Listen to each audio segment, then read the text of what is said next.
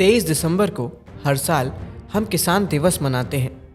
ऐसे में आज हम बात करेंगे उनकी जिन्होंने 45 साल पहले राजधानी दिल्ली में किसानों को उनकी ताकत का एहसास करवाया था।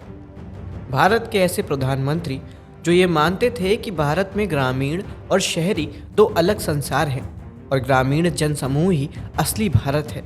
आज बात कर रहे हैं चौधरी चरण सिंह की। 23 दिसंबर 1978 आज से करीब 45 साल पहले राजधानी में बोट क्लब पर कड़ाके की ठंड में किसानों के विशाल जमावड़े को देख दुनिया चौंक गई थी। भारत की किसान शक्ति देखकर दिल्ली के राजनीतिक गलियारे गर्माहट महसूस करने लगे थे। माना गया कि चीन के लाल मार्च के बाद यह दुनिया का सबसे बड़ा मजमा था।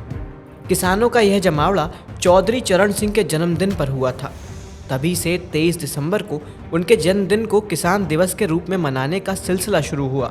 किसान ही नहीं, भारत सरकार भी 23 दिसंबर को किसान दिवस के अलावा 23 से 29 दिसंबर के बीच जय जवान जय किसान सप्ताह भी मनाती है। चरण सिंह अपने सिद्धांतों के पक्के नेता थे। उन्होंने अपने पूरे जीवन में कभी अपने उसूलों से समझौता नहीं किया। चाहे पंडित नेहरू से मनमुटाव के बाद सन 1967 में कांग्रेस पार्टी छोड़कर अपनी नई राजनीतिक पार्टी भारतीय क्रांति दल की स्थापना करना हो या फिर एक साथ 27,000 पटवारियों का इस्तीफा स्वीकार करना हो। चलिए थोड़ा और पीछे चलते हैं और बात करते हैं साल 1952 की, जब जमींदारी उन्मूलन विधेयक पारित किया गया था, जिसके कारण उत्तर प्रदेश के पटवारी प्रदर्शन कर रहे थे और 27,000 पटवारियों ने एक साथ इस्तीफा दे दिया था। चौधरी चरण सिंह भी जिद्दी स्वभाव के थे। उन्होंने किसानों के हितों के सामने किसी की नहीं सुनी। किसानों को पटवारी के जाल से आज़ादी दिलाने का श्रेय चरण सिंह को ही जाता है। बाद में उन्होंने ही खुद नए पटवारी नियुक्त किए, जिन्हें अब लेखपाल कहा जाता है। इसमें 18% सीट हरिजनों के लिए रिजर्व थी।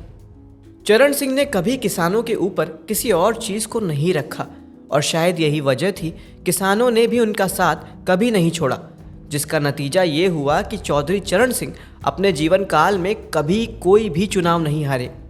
चरण सिंह का जन्म 23 दिसंबर 1902 को उत्तर प्रदेश के मेरठ जिले के नूरपुर गांव में एक किसान परिवार में हुआ था।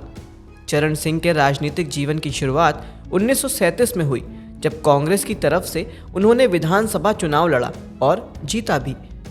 उन्होंने अपने जीवन काल में बहुत से महत्वपूर्ण पद संभाले, जिसमें वो 2 बार उत्तर प्रदेश के मुख्यमंत्री भी रहे और 28 जुलाई 1979 को चौधरी चरण सिंह समाजवादी पार्टी और कांग्रेस यू के सहयोग से प्रधानमंत्री बने।